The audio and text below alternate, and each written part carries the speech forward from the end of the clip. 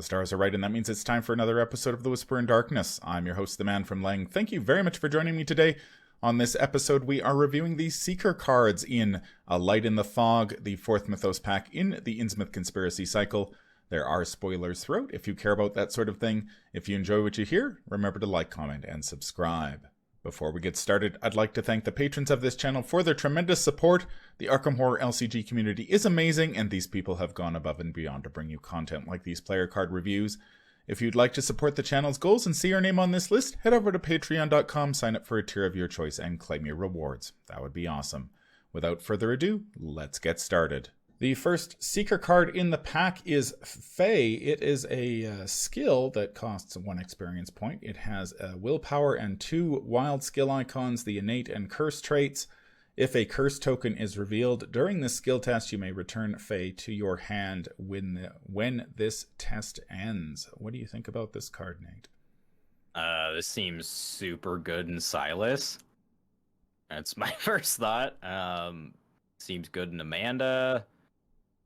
It's got a lot of icons. The ability's pretty good because that's exactly when you would want to return a skill, is when you're about to fail, and if you're revealing curse tokens, you're probably failing.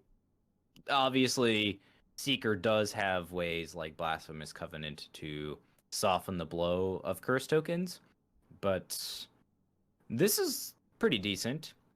Costs 1 experience, which is nice. It's pretty generic. I don't really know if there's a ton to say about it. What do you think about it? Yeah, I really like this one. When I was building my curse deck, you sort of, if you're not doing the whole cryptic grimoire thing, or, I mean, we don't have a ton of, at least as of this pack, we don't have a ton of upgrades. If you're playing a curse deck, like most of the curse cards are front loaded at level 0 and just adding tokens. So it's nice to have something like this. The combination here with Blasphemous Covenant is really nice. I found that, I mean, it's very rare that you're going to be drawing more than 1 curse token at a time. So the ability to turn that curse token into a +1. So at that point, you've got you should be passing most of the time with this. And it's nice that this is, unlike Silas's ability, which bounces the card back to your hand before the test result is calculated, so you don't get the benefit of those icons. This one comes back to your hand when the test ends. So if you draw that curse token, it's like, okay, I get the benefit of all of these icons plus the... and then I do get to bounce this back to my hand after. And of course, you can add... I mean, the icon spread on this is really good if you're playing somebody like Min or the Grizzly Totem. So you can add another wild skill icon to this. So, I mean, 4 willpower skill icons or 3 of anything else is pretty strong. And if you're playing those curse cards anyway, this is a lot less restrictive than something like... I think the closest we have is Inquiring Mind from the Dunwich Legacy, which has 3 wild skill icons, but you have to have a clue at your location, which can be, that's tripped me up more times than I can count at this point. So how would you rate this card? Probably a +1. It's very strong. Yeah. It's one of those cards that just kind of very obviously good. There's really a ton to say about it. Yeah, I think that's probably the case with most skill cards. Yeah, I think this is a +1 for me. If you're playing a deck that has curse tokens in it, and you're probably playing either one of the covenants, either the Blasphemous Covenant or the False Covenant from the Rogue class, if you're playing somebody like Trish, or who knows, maybe even the Paradoxical Covenant, the ability to get 3 icon, like 3 willpower or 2 of anything else, plus this back to your hand for another bite at the apple is pretty good. So I think +1 is a good spot for this one. The second Seeker card in the pack is Guided by the Unseen. It is a 2-cost asset that costs 3 experience points. It has a willpower and intellect skill icon. The ritual trait uses 4 secrets. As a free triggered ability during a skill test at your location, the performing investigator may search the top 3 cards of their deck for a card that can be committed to this test. You may spend 1 secret to commit that card. Shuffle the performing investigator's deck.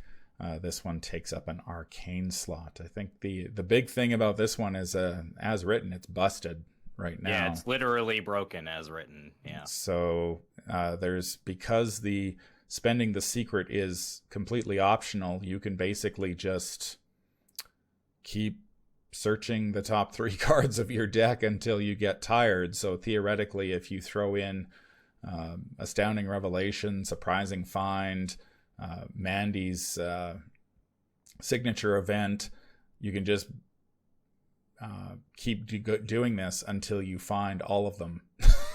Put them. It's like, okay, I'm going to generate 6 resources and have 3 cards on the table, and it's just this really needs a limit. And I'm sure in the next FAQ it will be there'll be one on there. So assuming at some point that they fix this sort of endless loop of shuffling and whatnot, what do you think about this one? I still think this card is ridiculously good. It's why do Seekers get all these ridiculously overpowered cards like this? I don't understand. Like, even if you play it, which I'm assuming is the intended way, right? Where you look at 3 cards and then you pick one, spend a secret, and like it's essentially a draw 4, right? You look at 12 and draw 4. And that's so good. And it's free. Like, you don't even spend actions to do it. You spend 1 action to play it, and then 4 secrets, and you get 4 skill cards out of it. And as we saw with things like Fae and Eureka, those skills also turn into additional value. Yeah, so, like if you're searching for, if you're pulling those particular skills, you're getting even more benefit out of this card. Yeah, it's pretty... It's ridiculous. It's nuts. And then you combine it, of course, with Mandy, and it just gets, because it is a search, and she can search. Mandy can search 6 or get 2. She can search 6 or get 2. So, yeah, it's pretty crazy. Is this our Elder Sign? I mean, yeah. As written, it's definitely broken. An Elder Sign. if you I assume that they will change it at some point, but right now you might as well abuse this one while you can before they. I assume that they'll put a limit on it. Once per turn probably is fine, but who knows? Maybe they'll be a little more generous. Yeah, or exhaust it. You may exhaust and spend 1 secret. I think would also be a decent way to limit the power of this card. It's still really good though, because you don't have to commit the card, right? Like, you can just continue to search. So yeah, I think the best way to fix it is to say exhaust and spend 1 secret, then look at number of cards, because the way it is now is stupid. Yeah, I could see definitely. I think the exhaust would I don't know. I could see an exhaust and force you to spend the secret to reign in its power. Although maybe just maybe just exhausting it would be enough. So, I mean, you still have the option of looking at the cards and not committing one if you want. Mm-hmm. But because that seems sort of how the card was intended. It's like, okay, I get to look at a couple cards, and then I'll decide, okay, is this good? Do I want to commit it or not? Nah, I don't want to, and then move on. But I think either an exhaust and force you to spend the secret would be. I mean, it's still very good, even with you when they put a limit on this. It does cost 3 experience, so it is supposed to be a good card. It's just right now it's too good. Yeah, well, I don't know. This card is one of those designs that it either ends up like it is now and totally broken, or I think it's neutered to the point where it's perfunctory, because an effect like this is just too strong, right? So in order to achieve an effect like this, you have to either jump through a bunch of hoops or it has to be too good. And in this case, it's the latter. Yeah, I think that's a good point. That it'll really depend on how MJ Newman decides to deal with this one, whether it, like, what kind of limit he puts on it, because I could definitely see it going the other way entirely, where if he clamps down on it too hard, then people just won't, it just won't be worth playing at that point. So, but I'm no card designer, so it's hard to say where that boundary lies. Is an exhaust enough to rein it in, or does it need an exhaust and a force you to spend the secret? Now, judging on what he's done with some of the other cards on the list of taboos, I suspect he will err on the side of caution and probably maybe just put an exhaust on it at first, because you look at what they've done with cards like the Necronomicon, which they added more experience points to it, but it's still busted. So I think he'll probably take the slow and easy approach. And I mean, the thing is, like, if this was a competitive card game, there'd be a huge outcry. We need to rein this in immediately. But since it's cooperative, there's that pressure. It doesn't exist. So, so they can sort of tweak it as they, maybe take a couple of cracks at it to get it right. But there doesn't need to be a real knee-jerk reaction. Yeah, I think exhausting it would be fine.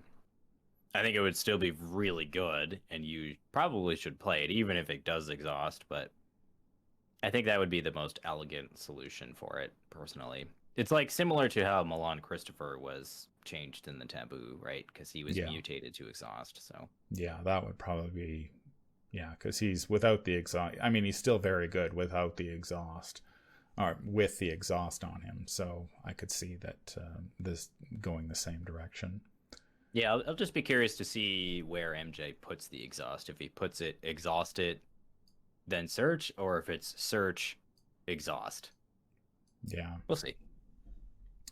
That's going to do it for our look at the Seeker cards in A Light in the Fog. Fae and Guided by the Unseen. I mean... if you get a broken card in your pack, it's got to be pretty good for you. And it seems Seekers receive the lion's share of the broken cards in this game. So Seekers OP. I don't think they have a lot to complain about here. If you're playing the curse deck, I think Fae is a nice upgrade to pursue. Certainly cheap enough at one experience point, and of course the traits work well with Silas. Can also take a look at this one, and we'll see what happens with Guided by the Unseen down the road. But right now it's busted, so enjoy it while you can.